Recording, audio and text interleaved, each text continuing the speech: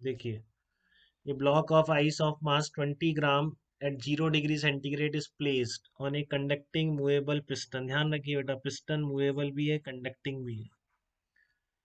ठीक है, सिलेंडर पे रखा हुआ है जिसके अंदर 3 moles of an ideal diatomic gas है, और वो गैस इस ब्लॉक के साथ थर्मल इक्विलिब्रियम में है। इसका मतलब है कि इस गैस का जो टेम्परेचर है that is also 0 degree centigrade.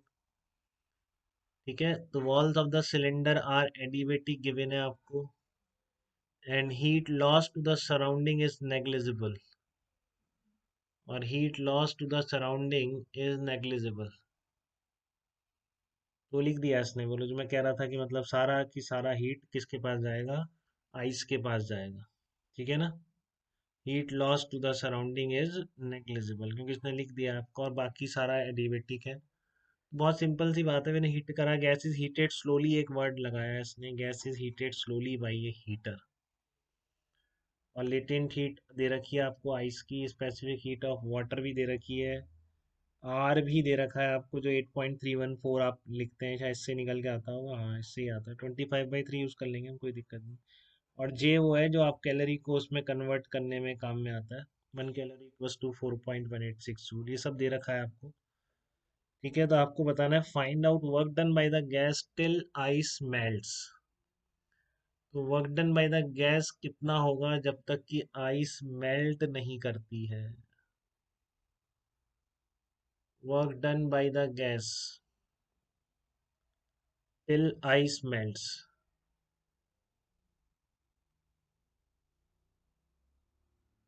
बताइए ये कैसे करेंगे।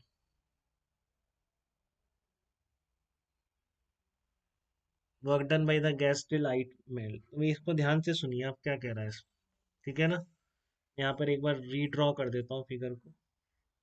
ये आपका एक यहाँ से क्या है कि ये आपका पिस्टन है और इस पर ब्लॉक है, और यहाँ से गर्म कर रहे हैं आप इसको, हीट दे रहे हैं। तो एक बात है, जब तक आइस पिघलेगी नहीं, केवल इसी को हीट दे सकता है, तो पता है आपको कंडक्टिंग पिस्टन है, तो ये आइसोथर्मल प्रोसेस है, टेम्परेचर जब तक नहीं पिघलेगी तब तक ही बात कर रहा है, टिल आइस मेल्ट। तो धर्मांश आपको बिल्कुल क्लियर है क्या बेटा, temperature of the gas will remain constant till ice melts, बताइए। Temperature of gas remains 0 degree centigrade till ice melts. Dharmansh कोई डाउट बेटा इसमें। हाँ, क्योंकि स्टेट चेंज हो रहा है और ये कंडक्टिंग पिस्टन है, और स्लोली और एक वर्ड लगाया है, तो स्लोली एक चीज और बता देगा इसमें आपको, ये पिस्टन में एक्सेलरेशन नहीं हो सकता बेटा, स्लोली हीट कर रहा है। ठीक है, तो ये कितना है आपका पी गैस इंटू ए है, ये कितना है पी एटीएम इंटू ए है, और ये आपका एम जी पिस्टन का वेट, अगर वो लाइट पिस्टन नहीं लिखा है उसने। ठीक है, तो इसको आप बैलेंस करेंगे तो फिर से वही बात जो मैंने बताई थी कि इसमें ये थोड़ा सा ध्यान से देखना पड़ेगा कि आपका ये क्या आ जाएगा। देखो पी गैस कांस्टेंट आ गया कि नहीं आ गया। ठीक है ना, तो ये क्या आ गया, पी गैस कांस्टेंट आ गया। आप कह रहे हो पी गैस कांस्टेंट है, आप कह रहे हो टेम्परेचर भी कांस्टेंट है, तो गैस कहीं से लीक तो नहीं कर रही है इसमें, बताइए। नहीं बता रखा उसने गैस लीक कर रही है कहीं से, नहीं कर रही। तो P V equal to N R T से मैं बोल सकता हूँ कि वॉल्यूम भी कांस्टेंट होगा बेटा, वॉल्यूम भी चेंज नहीं हो सकता। अब ये नहीं स्ट्राइक करता है, मैं जब तक नहीं बताता कैसे करता है, बहुत मुश्किल। ठीक है ना, दुनिया भर की चीज़ें लगाते रहते हैं उसमें, लेकिन स्ट्राइक नहीं करता है। तो आप क्या करेंगे इसमें, P V equal to N R T से क्या बोलेंगे, volume also constant, volume also constant, volume change नहीं होगा आपका जब तक स्मेल्ट नहीं करेगा। ठीक है, क्योंकि आपका स्लोली का मतलब एक्सलेशन नहीं है, नेट फोर्स 0 है, स्लोली हीट कर रहे हैं।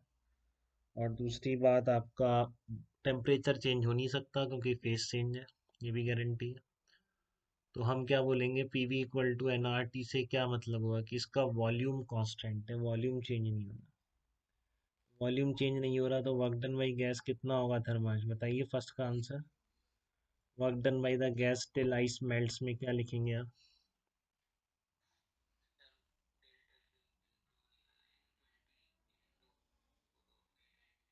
ये नालायक, वॉल्यूम कांस्टेंट है, work done by gas integration PDV तो होता है।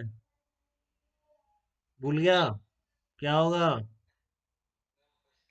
हाँ, फर्स्ट लॉ क्यों लगा रहा है? दिख रहा है पीडीवी इक्वल टू क्या आएगा? जीरो आएगा, वॉल्यूम कांस्टेंट। ठीक है धर्मान, भूलना मत अब। ओके बेटा, change in internal energy of gas till water starts boiling.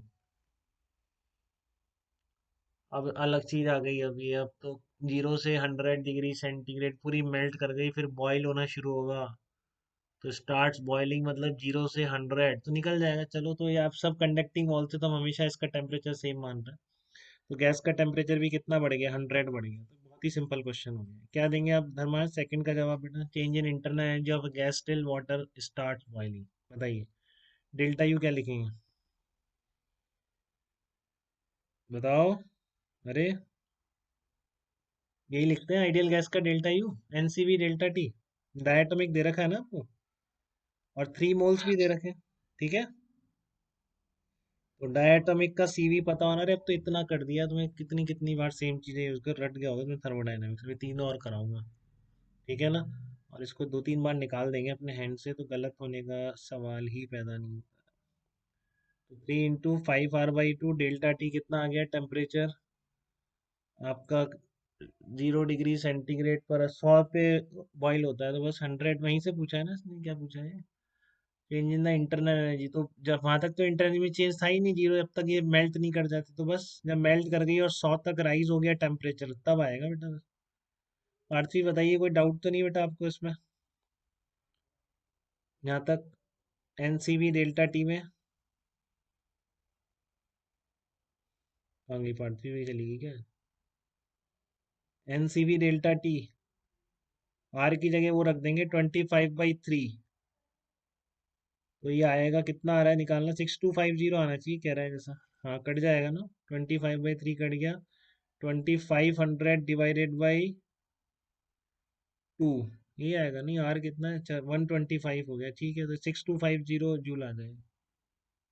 6250 joule.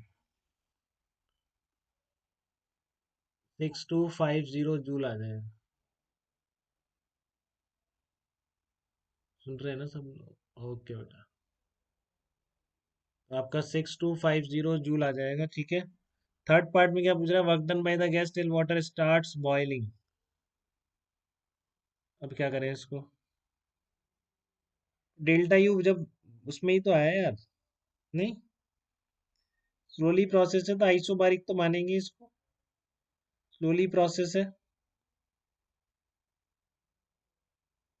कैसे भी निकाल दो। डेल्टा यू पता है, डेल्टा क्यू नहीं पता है यार। स्पेसिफिकेट दे तो रखिए बस, बिना यूज करे भी हम लिख सकते हैं क्या? P × V2 - V1। हाँ, प्रेशर सेम मानेंगे क्योंकि कांस्टेंट है। इसमें थोड़ी चेंज आ जाएगा, टेम्परेचर चेंज होगी तो बैलेंसिंग सा है ना प्रेशर।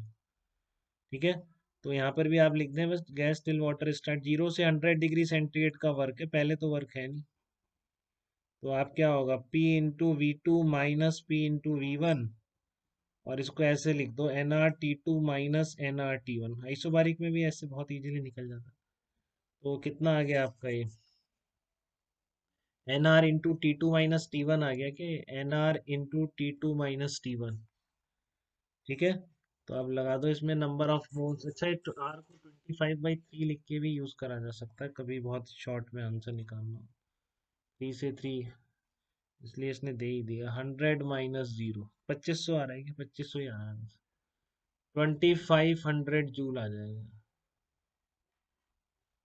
ठीक है ना, कितना आ जाएगा? 2500 joule is the work done from 0 to 100 degree centigrade. और जी मेल्टिंग में तो था ही नहीं, तो यही आंसर हो जाएगा। टोटल वर्क डन ही हो गया। अब to water start boiling, delta U ये हो गया। ठीक है, अब 0 से 100 डिग्री सेंटीग्रेड तक हीट कितनी देनी पड़ी, वो भी आप निकाल सकते हैं। देखो, कोई दिक्कत तो नहीं है इसमें आपको? देखो, वाटर की स्पेसिफिक हीट कहीं यूज नहीं करनी पड़ी इसमें। ठीक है ना, वो मेल्टिंग वाली भी यूज नहीं करनी पड़ी, वो ऐसे ही दिया है इसने, पता नहीं क्यों। डायरेक्ट ऐसे ही निकल गया है। Simple first law of thermodynamics और आइसोबारिक प्रोसेस। ठीक है, देखिए डाउट तो नहीं किसी को?